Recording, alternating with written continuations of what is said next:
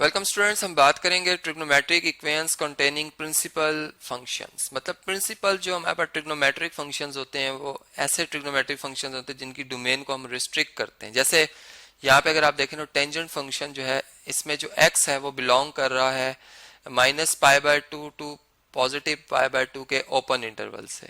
ठीक है, तो अब इस तरह की जो मतलब रिस्ट्रिक्टेड डोमेन से अगर कोई फंक्शन जो है ट्रिग्नोमेट्रिक फंक्शन की डोमेन बिलोंग करेगी तो हम इसे प्रिंसिपल ट्रिग्नोमेट्रिक फंक्शन कहेंगे, क्योंकि इसका इनवर्स भी एग्जिस्ट करता है। ठीक है, टेंजेंट अब यहाँ पर एक 1-to-1 फंक्शन है। ठीक है, अब इसका सोल्यूशन फाइंड करना मतलब कि जो इसमें वेरिएबल इन्वॉल्व है जैसे x, इसकी वैल्यू फाइंड करना जो इस इक्वेशन को सेटिस्फाई करे।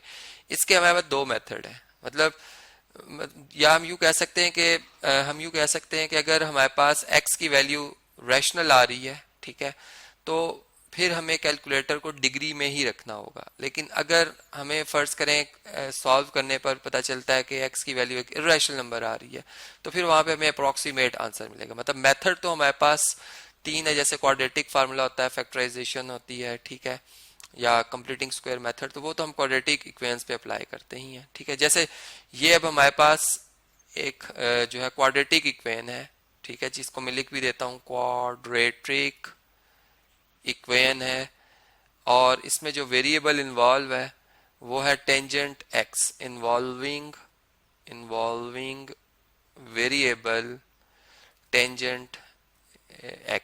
ठीक है जी, tan x इसको हम पढ़ते हैं। तो अब देखें इसमें हम क्वाड्रेटिक फार्मूला अप्लाई कर लेते हैं, अप्लाइंग क्वाड्रेटिक फार्मूला। ठीक है जी, अब क्वाड्रेटिक फार्मूला की जो मतलब उसमें जो वेरिएबल्स आते हैं वो आप जानते हैं। चले हम उनको भी यहाँ पर लिखते हैं, एक दफ़ा दोबारा अपनी रिवीजन करते हैं कि टेंजेंट, चूंकि प्रिंसिपल टेंजेंट फंक्शन को कैपिटल टी से हम लिखते हैं। ठीक है, तो कैपिटल टी ऑफ एक्स जो है टेंजेंट, मतलब टेंजेंट ऑफ एक्स जो है किसके इक्वल होगा, negative of B plus minus square root B square -4ac और whole divided by 2 times a के। ठीक है, अब यहाँ पर जो हमारे पास a है वो है कोफिशिएंट ऑफ एक्स स्क्वायर, तो मतलब टेंजेंट एक्स स्क्वायर या टेन स्क्वायर एक्स, सॉरी इसको हम टेन स्क्वायर एक्स पढ़ेंगे, तो वेयर a जो है इस केस में वो हमारे पास 1 है। चूंकि टेन स्क्वायर एक्स का जो कोफिशिएंट है उसकी तादाद 1 है। टेंजेंट एक्स का जो कोफिशिएंट है ये हमारे पास b है। ठीक है जी, ये a था, और b हमारे पास क्या है, b है √3 - 1। ठीक है, और जो इसमें कांस्टेंट है ये हमारे पास जो टर्म पूरी की पूरी ये c है, तो c हमारे पास है नेगेटिव ऑफ √3। इसको इस फार्मूला में हम दर्ज कर लेते हैं, चलें इसे हम स्टार जो है इक्वेशन कह देते हैं। तो ये वैल्यूज जब इसमें दर्ज करेंगे तो हम लिखेंगे देयरफॉर इक्वेशन स्टार, ये इक्वेशन शॉर्ट फॉर्म में बिकम्स, अब इसमें जहां जहां पे ए बी और सी लिखा उनकी जगह उनकी रिप्लेसमेंट आ जाएगी। टेंजेंट एक्स जो है, टेंजेंट ऑफ एक्स भी पढ़ते हैं हम इसे, नेगेटिव ऑफ √3 - 1 प्लस माइनस, इसी तरह यहाँ पर √3 - 1 इसका स्क्वायर, ठीक है, -4 ए की जगह 1, सी की जगह -√3 यह आ जाएगा, और होल डिवाइडेड बाय 2 × 1। अब इसको अगर हम सॉल्व करें तो आप देख सकते हैं यहाँ से ये हमारे पास साइन चेंज हो जाएंगे, -√3 प्लस 1 आ जाएगा, यहाँ पे प्लस माइनस स्क्वायर रूट के अंदर लिखी हुई जो रकम है इसका अगर आप स्क्वायर ओपन करें तो ये हमारे पास बन जाएगा जी √3 का स्क्वायर 3 -1, तो अब +1 आ जाएगा, चूंकि a square plus b square -2ab भी होता है, तो 1 का स्क्वायर 1 -2 a 1 है, a √3 और b 1 है, तो ये 2 √3 आ जाएगा। ठीक है जी, ये फार्मूला मैंने अप्लाई किया, और ये माइनस और ये माइनस प्लस हो जाएंगे, 4 √3 आ जाएगा। अब देखें इसमें अगर हम इसको मजीद सिंप्लीफाई करें तो ये हमारे पास बन जाएगा, और डिवाइडेड बाय 2 है, डिवाइडेड बाय 2 भी आ रहा है। अब आप देखें यहाँ पे आ जाएगा -√3 प्लस 1 प्लस माइनस, आप इसे √3 स्क्वायर भी लिखे रहने दे सकते हैं और इसे 1 स्क्वायर भी लिखे रहने दे सकते हैं। ठीक है, ये लिखा हुआ है √3 का स्क्वायर प्लस 1 का स्क्वायर, और 4 2√3 में से 2√3 माइनस कर लें तो प्लस 2√3 बच जाएगा, ठीक है, और डिवाइडेड बाय 2। मैंने इसको इस तरह से इसलिए लिखा है कि मैं इसको परफेक्ट स्क्वायर बनाकर इस एक्स स्क्वायर जो इसको रूट है, स्क्वायर रूट है, इससे बाहर लिखना चाह रहा हूँ, ठीक है। अभी देखें ये बन जाएगा √3 + 1 प्लस माइनस, अब ये ए स्क्वायर है, ये बी स्क्वायर और ये 2ab है, क्योंकि आप देखें तो ए इसमें √3 और बी इसमें 1 है, तो ये फार्मूला कंप्लीट हो गया √3 + 1 के होल स्क्वायर का और डिवाइडेड बाय 2। अब ये एक पॉजिटिव नंबर है और ये स्क्वायर रूट, इसका मतलब ये कैंसिल हो जाएगा स्क्वायर से, चूंकि हम जानते हैं स्क्वायर रूट एक रियल हमारे पास फंक्शन है, रियल वैल्यूड फंक्शन है, तो ये आ जाएगा -√3 + 1 प्लस माइनस, अब ये ब्रैकेट के अंदर हम लिखेंगे √3 + 1 को और डिवाइडेड बाय 2। अब इसको चले मैं अब मजीद सॉल्व करता हूँ। ये टेंजेंट x यहाँ तक हमने ऐसे लिख लिया है कि ये हमारे पास tan x की वैल्यू यहाँ तक आ गई है, ठीक है जी।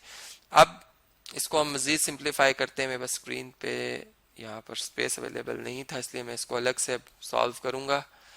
तो देखें इसमें टेंजेंट x जो है इक्वल टू आएगा -√3 प्लस, अब ये दो साइन है, एक प्लस का एक माइनस का, तो एक दफा प्लस करके लिखेंगे इसे √3 + 1 ओवर 2, और एक दफा इसी को टेंजेंट ऑफ x को हम माइनस करके लिखेंगे, मतलब -√3 + 1। अब नेगेटिव का साइन है, इसको जब रिमूव करेंगे ब्रैकेट को तो ये माइनस के साइन से दोनों जो साइन अंदर टर्म्स के साइन चेंज हो जाएंगे ओवर 2। अब इसमें जो साइन कैंसिल, मतलब सॉरी जो नंबर कैंसिल हो रहे हैं ये अपोजिट साइन की वजह से हो रहे हैं। ये टेंजेंट x इक्वल टू आ जाएगा 1 + 1 2 डिवाइडेड बाय 2 जो कि 1 होता है, ठीक है, 2 1s are 2 2 1s are 2, tangent x जो है इक्वल टू 1 आ जाएगा। और यहां से अगर आप देखें तो हमारे पास टेंजेंट x जो है ये +1 -1 से कैंसिल, -√3 और -√3 ये 2 टाइम्स -2 टाइम √3 आ जाएगा ओवर 2, और ये 2 2 से कैंसिल, यहाँ पर 2 के टेबल से 2 1s are 2 2 1s are 2, तो टेंजेंट x जो है वो इक्वल टू आ जाएगा -√3 के इक्वल, ठीक है।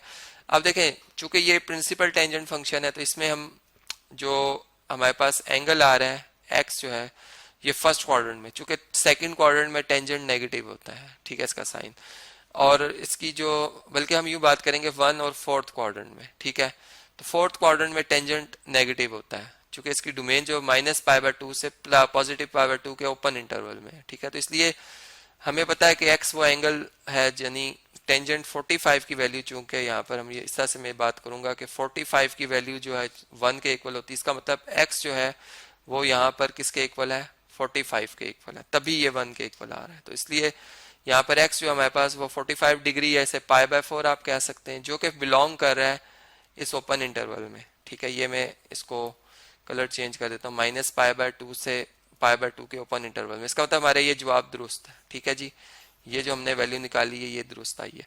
अभी इसके लिए देख लेते हैं, टेंजेंट का साइन पॉजिटिव होता है फर्स्ट में और नेगेटिव होता है 4th क्वाड्रेंट में, इसका मतलब ये 4th क्वाड्रेंट है, ठीक है जी, 4th क्वाड्रेंट। ये कौन सा था, ये फर्स्ट क्वाड्रेंट था, इसको मैं शॉर्ट फॉर्म में लिख रहा हूँ, ठीक है। तो इसमें हमें पता है कि टेंजेंट जो है वो जो हमारे पास मतलब किस एंगल पे ये वैल्यू देता है, ये -π/3 पे, ठीक है, क्योंकि टेंजेंट एक ऑड फंक्शन है, टेंजेंट π/3 की वैल्यू होती है √3, तो फिर टेंजेंट -π/3 की जो वैल्यू होती है वो होती है -√3। इसका मतलब कि यहाँ पर x और यहाँ पे -π/3 ये एक जैसे मतलब एंगल्स हैं, तो x हमारे पास -π/3 आ जाएगा जो कि -π/3 इस इंटरवल में भी आता है। तो इसलिए जो सोल्यूशन सेट बनेगा इसके अंदर हम फिर फाइनली मतलब जब हमारी इक्वेशंस को भी सेटिस्फाई करेगा, जारी बात है सोल्यूशन उसी नंबर को कहा जाता है। इसमें ये दोनों हमारे आंसर आ जाएंगे, मतलब माइनस जो है हमारे पास वो π/3 भी और π/4 भी पॉजिटिव का, तो ये इस तरीके से हम इसे लिख देंगे।